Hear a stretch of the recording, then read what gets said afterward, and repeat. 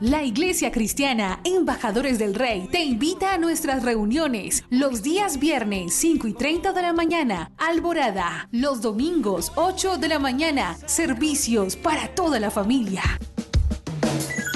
Usted es el hijo, la hija amada de Dios, en quien Dios tiene ¿qué? Complacencia.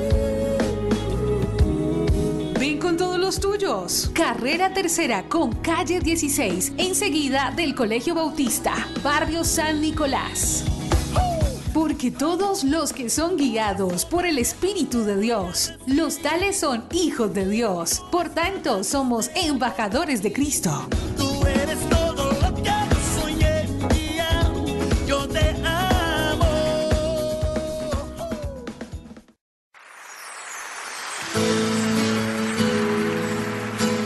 La Iglesia Cristiana Embajadores del Rey presenta un mensaje inspirado en la palabra del Señor que saciará tu ser.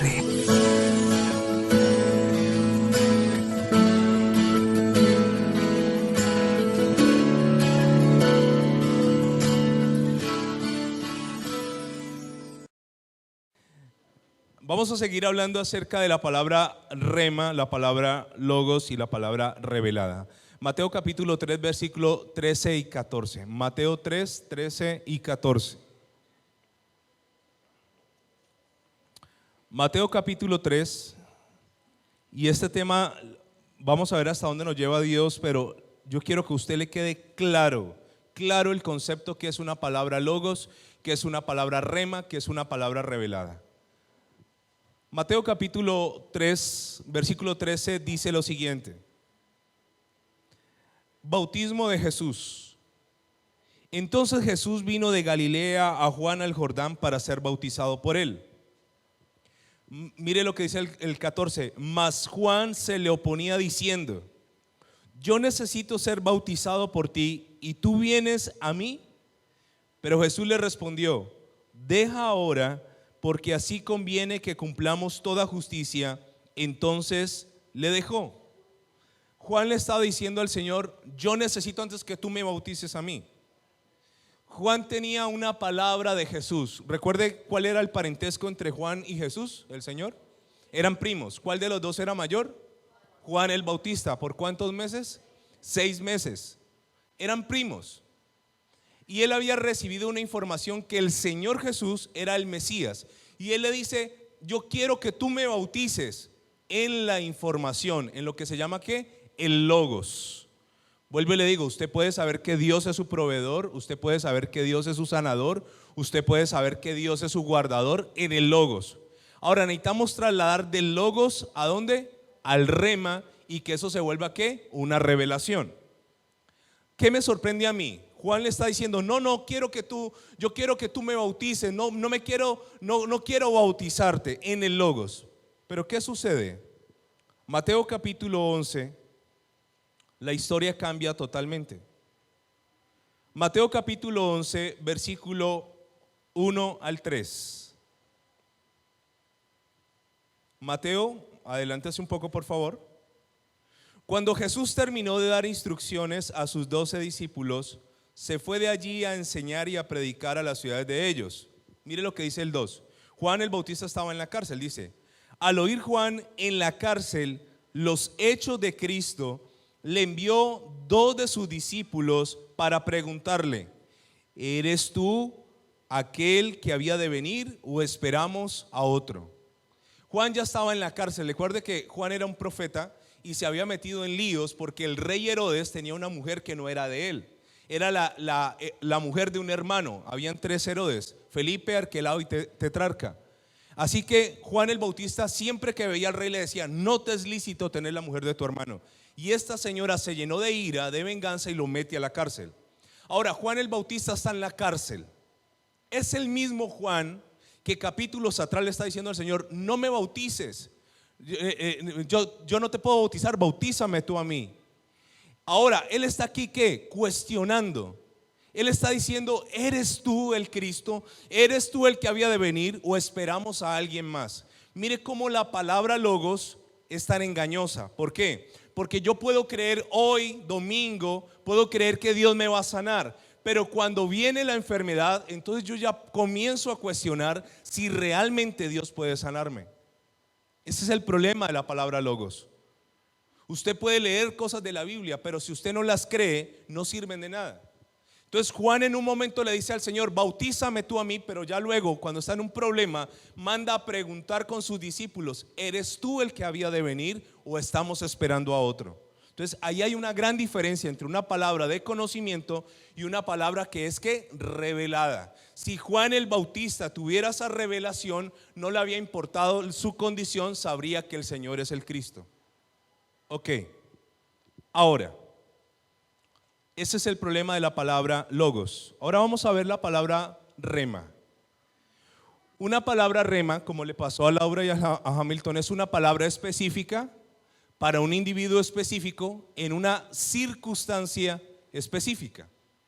Vamos a ver 3 palabras remas para el mismo individuo, con la misma circunstancia, pero con direccionamiento diferente. Mire lo que dice Juan capítulo 11 versículo 23. Acompáñenme al Evangelio de Juan, capítulo 11 versículo 23.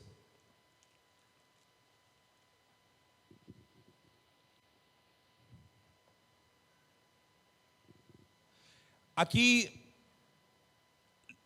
ha muerto Lázaro. Y la palabra dice en el versículo 23, Jesús le dijo: ¿tu hermano qué? Resucitará.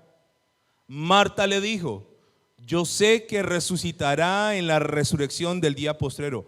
¿Cómo le está contestando Marta al Señor? ¿Con una palabra cómo? Logos.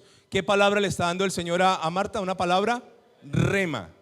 Entonces el problema está aquí. Dios me está hablando todo el tiempo, pero el problema es que yo tengo que afinar el oído para entender y oír la voz de Dios y saber qué me está diciendo. Para poder oír la voz de Dios, yo tengo que acercarme a Dios. Escúcheme, pastor, ¿cómo escucho la voz de Dios? Cuando me acerco a Él. El ejemplo: sale un niño a la tienda, la mamá le dice: cómpreme 2 libras de lentejas, 1 libra de arroz, 2 plátanos maduros y un limón. Y el niño sale y él va pensando en todo, pero se le olvida. Entonces allá en la esquina el niño se acuerda y le grita: mamá, ¿cuántos plátanos? Y la mamá le dice: que 2, que está en Pintones. Pero él no entiende porque está lejos. Entonces, entre más lejos estés de Dios, menos vas a escuchar la voz de Dios. ¿Qué tiene que hacer el niño? Devolverse y estar lo más cerca posible a su mamá para entender la instrucción de Dios. Escúchame, si usted aprende a oír la voz de Dios, le voy a decir esto: no se va a equivocar. Ninguna decisión que tome será fracasada, porque has escuchado la voz de Dios. ¿Qué le pasó a Marta? El Señor le estaba diciendo: Marta, tu hermano va a resucitar. Y Marta insistía que iba a resucitar, sí, pero en la resurrección de los muertos el día postrero. Logos versus rema. Ahora, veamos los 3 ejemplos con un apóstol llamado Pedro. Antes de ir a Pedro, Primera de Reyes capítulo 19, rápidamente. Primera de Reyes capítulo 19, versículo 9 y luego leemos versículo 11. Primera de Reyes capítulo 19. Esta es la historia del profeta Elías. Elías tiene un problema. ¿Cuál es el problema que tiene Elías? Una mujer llamada Jezabel lo amenaza de muerte. Ahora le voy a decir una cosa. Una cosa muy diferente es que un hombre se quiera vengar, y otra cosa muy distinta es la venganza de una mujer. Líbranos, Señor, digan varones, líbranos, Señor, de la venganza de una mujer. Oiga, si hay algo cruel y hay algo malvado, maquiavélico, oscuro, tenebroso, infernal, es la ira de una mujer. Eso, líbranos, Señor. Amén.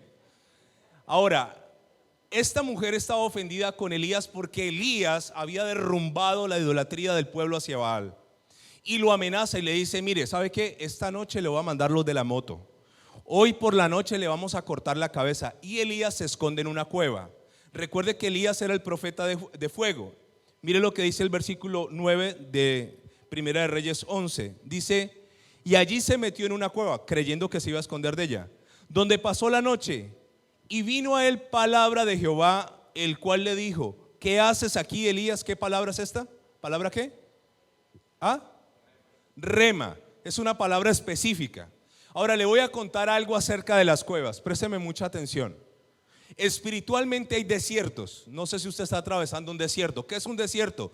Cuando hay escasez, cuando hay dificultades, cuando toca guerrear todos los días, cuando uno come maná. ¿Qué es maná? La comida que llega todos los días. Entonces usted vendió hoy para comer mañana. Eso se llama como un desierto.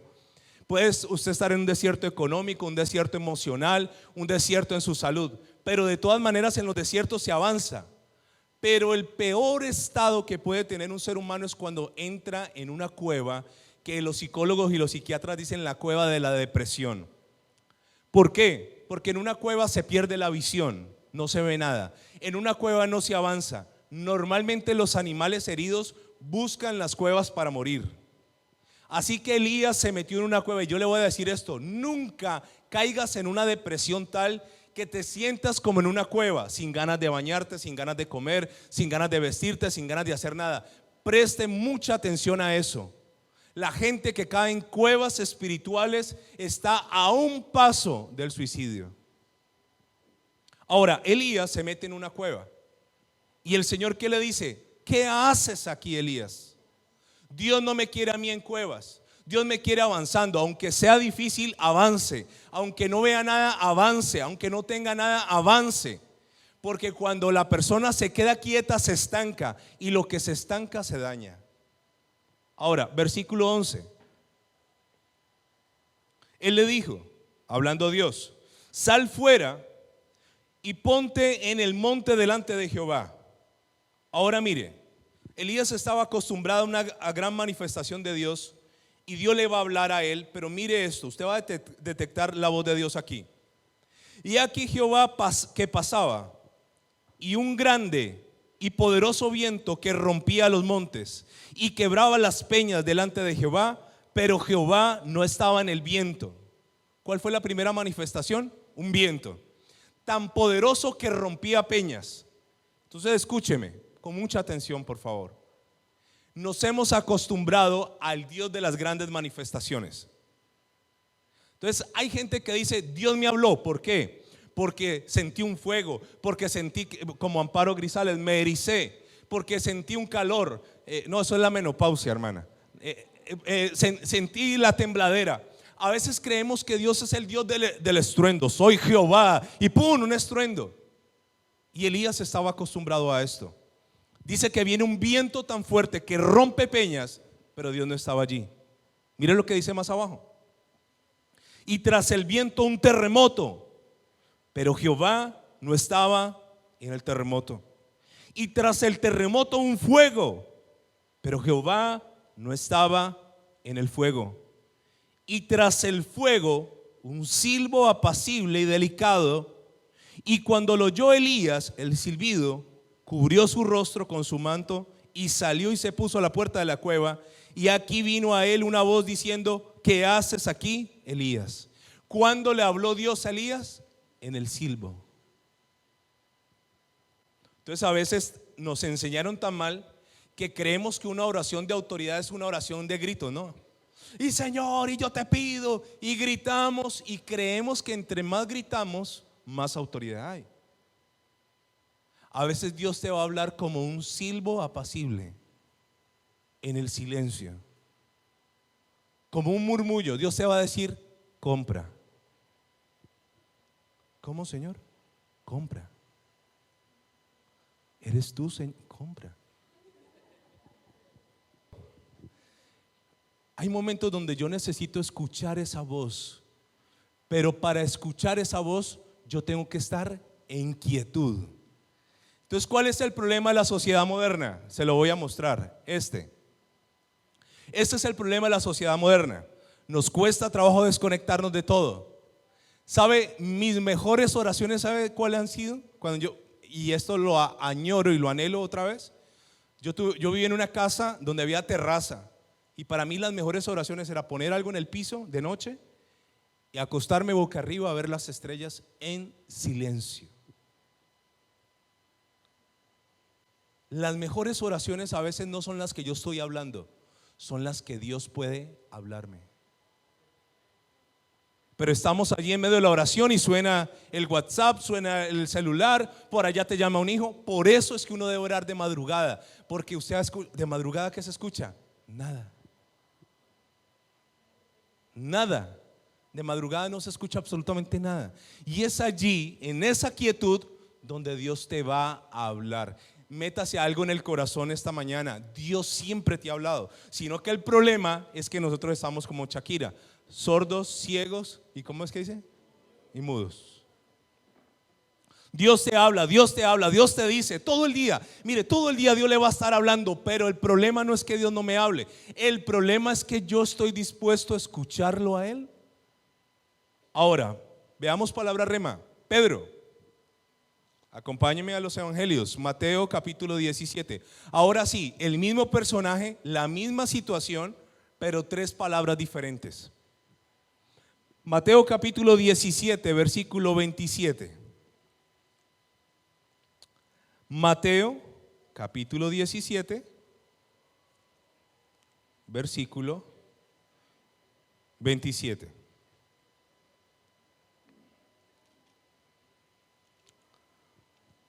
Voy a leerlo desde el 24. Pago del impuesto del templo. Cuando llegaron a Capernaum, vinieron a Pedro los que cobraban las 2 dracmas. ¿Cuánto cobraban? 2 dracmas. Y le dijeron: ¿vuestro maestro no paga las 2 dracmas? O sea, le estaban cobrando un impuesto. Él dijo: sí. ¿El Señor pagaba impuestos o no? Si el Señor paga impuestos, ¿nosotros tenemos que pagar impuestos? Ah, bueno, ok. Al entrar él en la casa, Jesús le habló primero diciendo: ¿qué te parece, Simón? Los reyes de la tierra, de quienes cobran los tributos de quienes cobran los tributos o los impuestos, ¿de sus hijos o de los extraños? Pedro le respondió: de los extraños. Jesús le dijo: luego los hijos están exentos. Sin embargo, ¿por qué pagaba impuestos él? Para no ofenderles. Ahora viene una palabra que rema. Ve al mar, primera instrucción. ¿Qué tenía que hacer Pedro? Ir al mar. Segunda instrucción: echa al anzuelo. Tercera instrucción: el primer pez que saques, tómalo. Cuarto: ábrele la boca. Quinto: hallarás un estatero que equivale a 4 dracmas. Tómalo y dáselo por mí y por ti. Eso es una palabra ¿cómo? Rema. Entonces el Señor lo mira y le dice: bueno, tenemos que pagar los impuestos, ¿cierto, Pedro? Sí. Listo, usted va a ir al cajero. Vaya al cajero, eche el anzuelo, va a sacar un pez. Esto suena loco. Vas a sacar un pez. El primero, no el segundo, no el tercero, no el décimo, el primero. ¿Lo vas a abrir por la mitad? No, le vas a abrir la boca. Y en la boca vas a encontrar una moneda, un estatero, que equivale a 4 dracmas. Pagarás tus impuestos y los míos. ¿Es loco o no es loco? Porque la palabra rema es locura. Entonces Dios te va a decir que hagas algo en una circunstancia que tú dices: hombre, ¿cómo yo voy a pagar impuestos pescando? ¿Quién se ha encontrado una moneda en un pez? Eso es una cosa loca. Pero ¿qué hace Pedro? Pedro obedece la palabra rema. Entonces, una palabra específica para pagar unos impuestos, utilizando ¿qué? La pesca. Vamos a ver otra vez a Pedro con una palabra rema, también en la pesca, pero diferente. Lucas capítulo 5.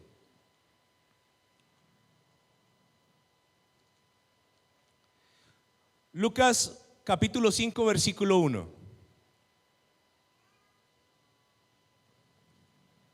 La pesca milagrosa. Aconteció que estando Jesús junto al lago de Genezaret, el gentío se agolpaba sobre él para oír la palabra de Dios. Y vio 2 barcas que estaban cerca de la orilla del lago, y los pescadores, habiendo descendido de ellas, lavaban las redes, que era lo último que hacía un pescador en su jornada. Y entrando en una de aquellas barcas, la cual era de Simón, llamado Pedro, le rogó que la apartase de la tierra un poco y sentándose enseñaba desde la barca a la multitud. Cuando terminó de hablar a la multitud, de predicarles, le dijo a Simón: boga mar adentro y echad vuestras redes para pescar. Paremos. ¿Cuál es la instrucción aquí? La primera cosa que le dice: boga mar adentro. Yo me acuerdo que las abuelas decían: y se lo bogó todo, o bogar, eso yo no sé dónde sacaron esa palabra. Bogar es remar. Entonces ellos están en la orilla. El Señor les dice: boga mar adentro. Ahora escúcheme esto que es muy importante. El Señor les está diciendo a ellos: vayan a las aguas profundas. Es la primera instrucción. Vayan a las aguas ¿qué? Profundas. Y echen vuestras redes. Él les dice: vayan, inténtenlo de nuevo. Ahora, el problema está aquí. Mire lo que dice más abajo. Respondiendo Simón, le dijo: maestro, toda la noche hemos estado ¿qué? Trabajando y nada hemos pescado. Mas en tu palabra, ¿qué palabra? Rema, echaré ¿qué? Un negocio que no le ha dado, estamos en el 10º mes, ¿no? 10º. Un negocio que no te ha dado 10 meses y el Señor te dice: ok, estos 2 meses los vas a intentar otra vez. Pero es que, Señor, es que yo llevo ya 10 meses, estoy que lo cierro, no me ha dado utilidades, no me ha dado sino pérdidas. Eso es lo que Pedro le está diciendo. Los pescadores iban de noche a pescar. ¿Por qué? Primero por el calor, segundo porque cuando hay mucho calor las aguas se calientan, las aguas superficiales, y los peces están muy en el fondo. Entonces el Señor le dice: vuélvelo a intentar. Ahora, la primera instrucción: boga mar adentro. ¿Qué significa esto? Métete a aguas profundas. Ahora escúcheme, ¿quiénes estaban en la orilla? ¿Ah? Un gentío. Y el Señor les pide a ellos que se alejen del gentío y se vayan ¿a dónde? A aguas profundas. Los que han estado en la playa van a entender esta experiencia, o por lo menos a mí me ha pasado. Cuando usted está en la playa, uno escucha el bullicio de la gente. Todo el mundo corre, todo el mundo grita, hay risas. Uno se mete en las olas y ya hace el sonido de las olas. Pero cuando uno traspasa las olas, ¿qué hay? Silencio. No se oye nada, no se oye la playa, no se oyen los juegos, no se oyen las olas. Cuando usted traspasa las olas, más allá de las olas, hay un silencio hermoso. Para poder oír la voz, el Señor le está diciendo a ellos: aléjense de la multitud y vayan donde hay silencio. ¿Por qué razón?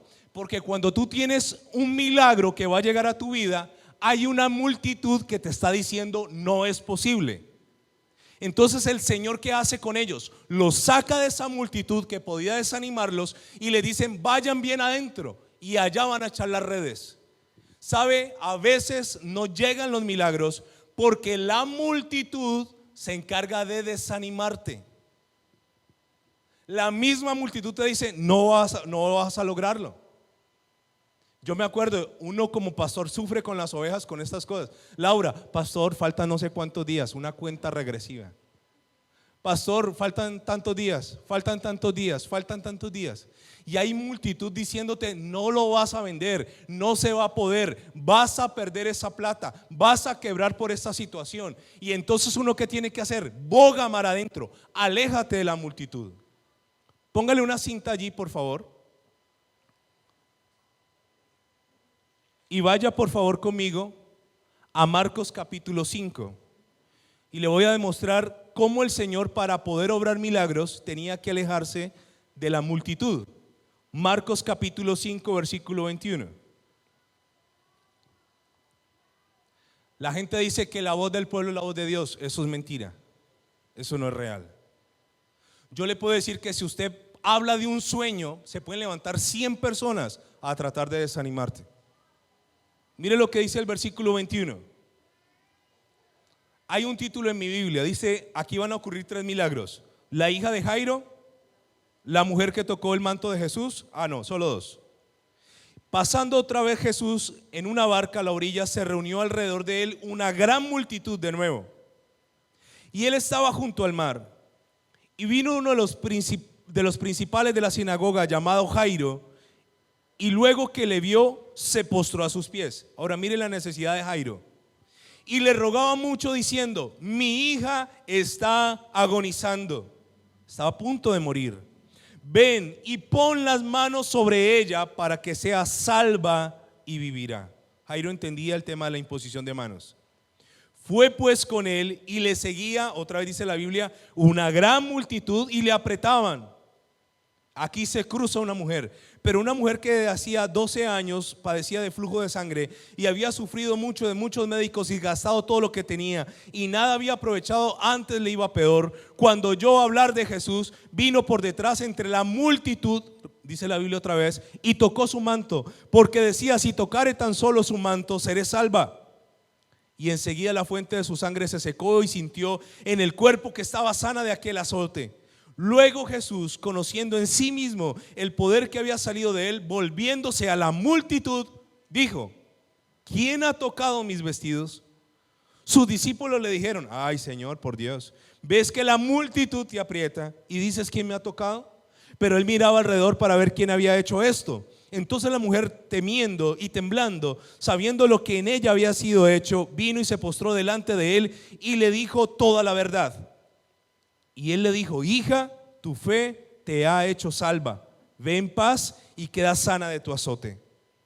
Mientras él aún hablaba, vinieron de la casa del principal de la sinagoga diciendo: tu hija ha muerto, ¿para qué molestas más al maestro?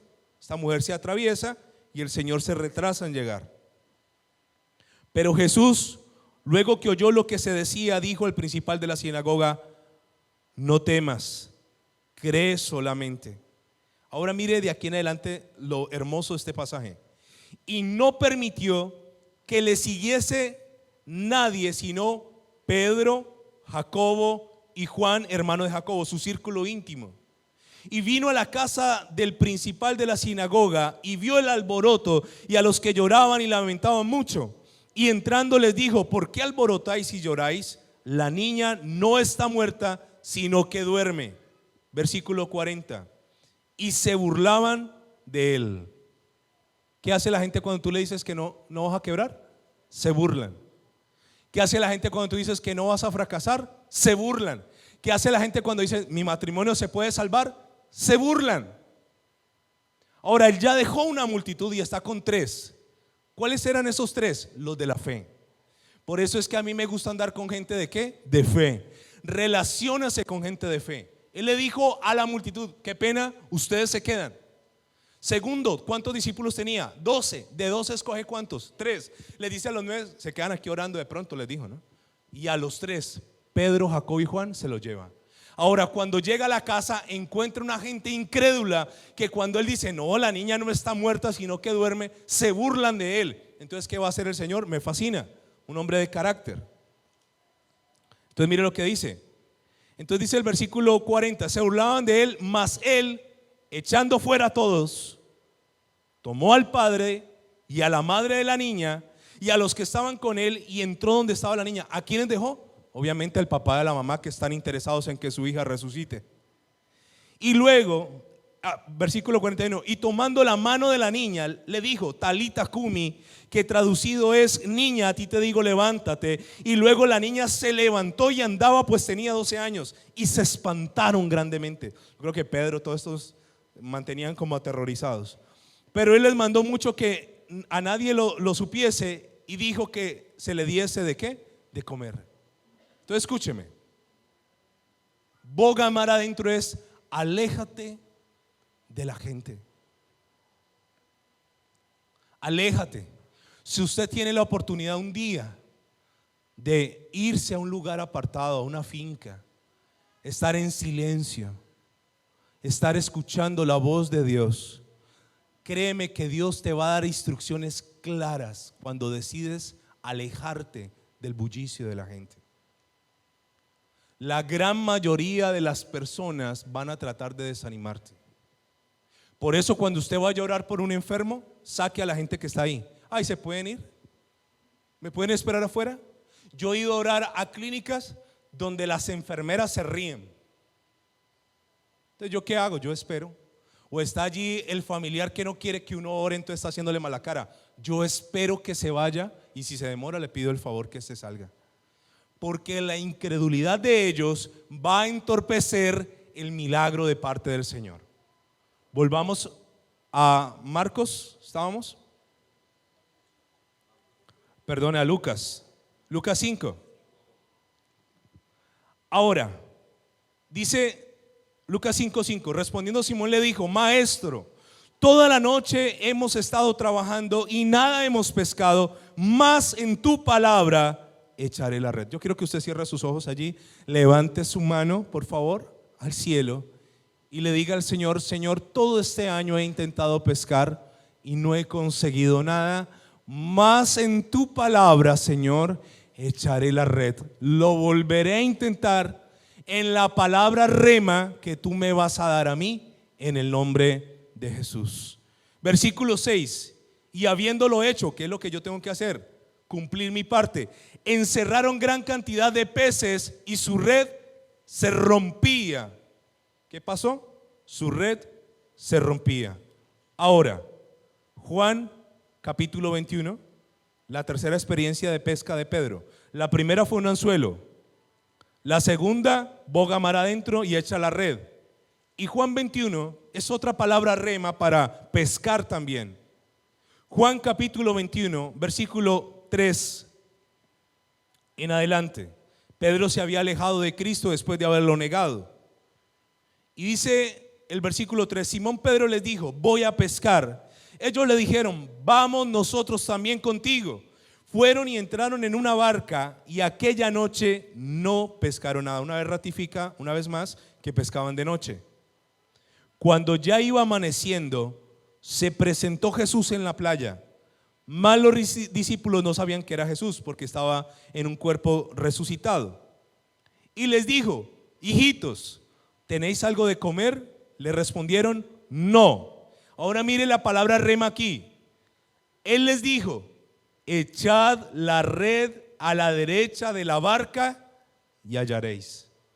Entonces la echaron y no la podían sacar por la gran cantidad de peces. Entonces aquel discípulo a quien Jesús amaba dijo a Pedro: es el Señor. Simón Pedro, cuando oyó que era el Señor, se ciñó la ropa porque se le había despojado de ella y se echó en el mar.